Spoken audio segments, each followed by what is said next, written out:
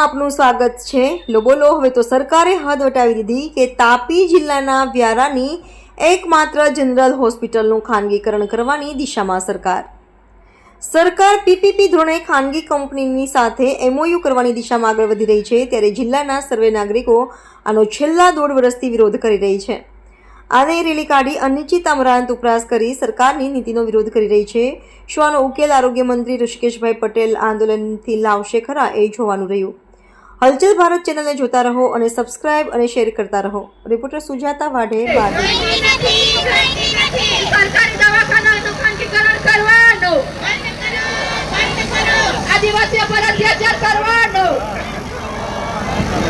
આદિવાસીઓ પર અત્યાચાર કરવાનો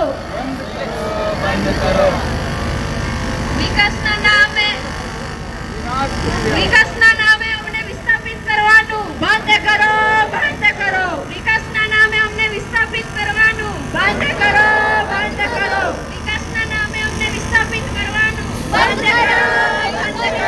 ઉકાઈ જળાશય પર સોલાર પ્લાન્ટ બંધ કરો।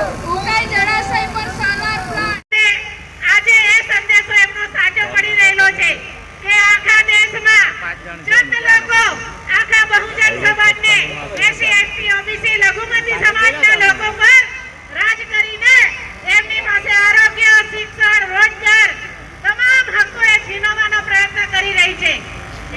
મારું નામ યુસુફ ગામિત છે। હું સોનગઢ તાલુકા પંચાયતનો માજી પ્રમુખ છું। સરકારી હોસ્પિટલને સરકારી રહેવા દોના નારા સાથે ચાલુ થયેલું આંદોલન આ 3જા વર્ષમાં પ્રવેશી ચૂક્યું છે। સરકારે અમને અહીંયા ધરણ આપી હતી કે સરકારી હોસ્પિટલને અમે સરકારી રહેવા દઈશું, પરંતુ અમે આજે પણ આ સરકારી હોસ્પિટલને ખાનગીકરણ થવાના એંધાણ છે અને સરકાર અમને ઉલ્લુ બનાવી રહી છે।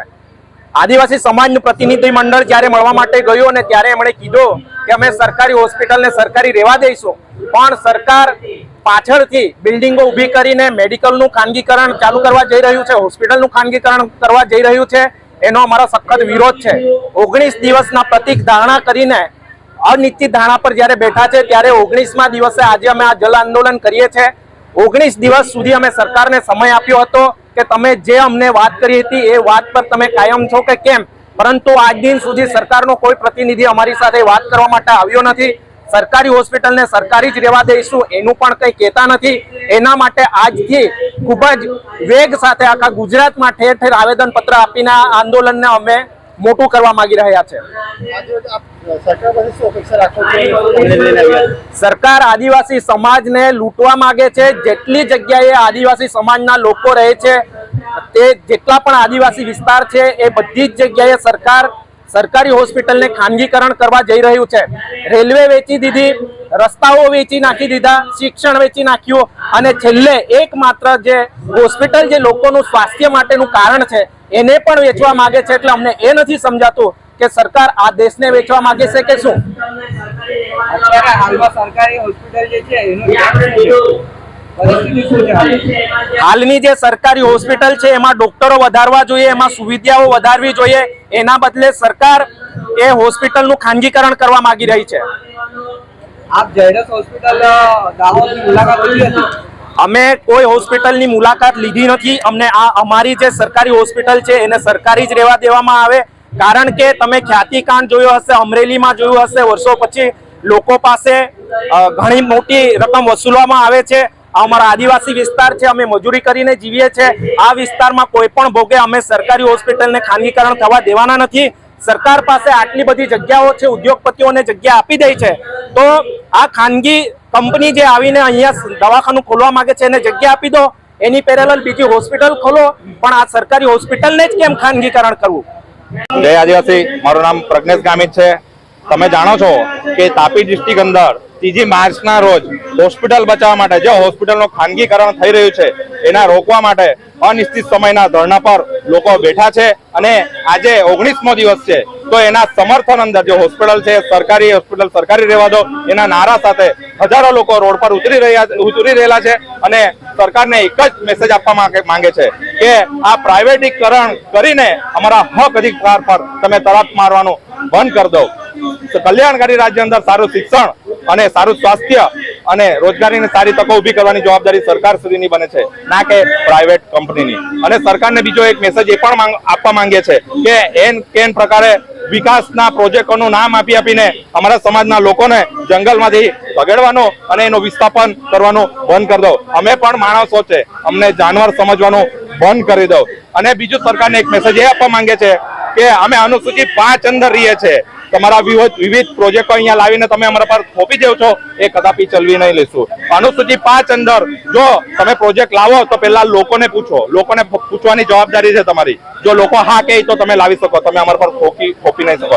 અને સરકારને સ્પષ્ટ બીજો એક મેસેજ આપવા માંગુ છું કે તમે વારે વારે અમારું વિસ્થાપન કરો, અમારા હક અધિકારોનું હનન કરો છો, તમે અમને મજબૂર કરી રહ્યા છે.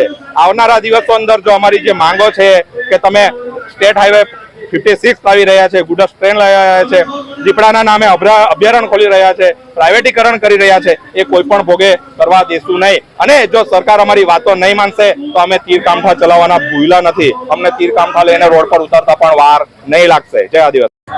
મારું નામ જયરામભાઈ ગામિત છે.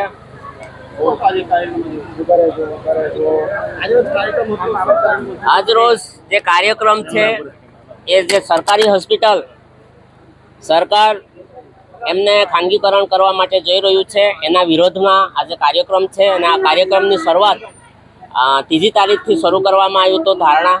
અને આજનો દિવસ આ 19મો દિવસ છે. અને આજે દરેકે ગુજરાતના લોકો અહીંયા આવ્યા છે, સાથે સાથે આજુબાજુના ગામડાના લોકો આવ્યા છે. અને સરકારને એ કહેવા માગે છે કે જે સરકારી હોસ્પિટલ છે એને સરકારી રહેવા દો. આ જે આખી વ્યવસ્થા પૂરી પાડવાની છે આ સરકારની છે, અને સરકાર આ હોસ્પિટલને સરકારી રહેવા દે એ માંગ સાથે આજે લોકો અહીંયા આવ્યા છે. અમારી આ માંગ ન સંતોષાય તો આગલા દિવસોમાં અમે અમારી કમિટી છે, અમે બધા મળીને બીજો શું કાર્યક્રમ કરવો, સરકારની સામે શું કેવી રીતે કરવું એનું અમે આયોજન કરીશું. અને ત્યાર પછી મોટા અમે એના કાર્યક્રમો આપીશું. સરકારી હોસ્પિટલ ખાનગીકરણ થઈ જાય તો અમને અહીંના જે લોકોને જે સગવડો મળે છે એ સગવડો મળતી બંધ થઈ જશે. અને આપણે જોઈએ છે કે ગત દિવસોમાં ખ્યાતિ હોસ્પિટલનું આપણે એમને જોઈએ છે કે જે નહીં કરવા જેવું એ બધું કરી નાખે છે. ને આ જે કંપનીઓ આવે છે કંઈ એ સેવા કરવા નથી આપતી. દરેક કંપનીઓ આવે છે એ નફો કમાવા માટે આવે છે. એટલે અમારું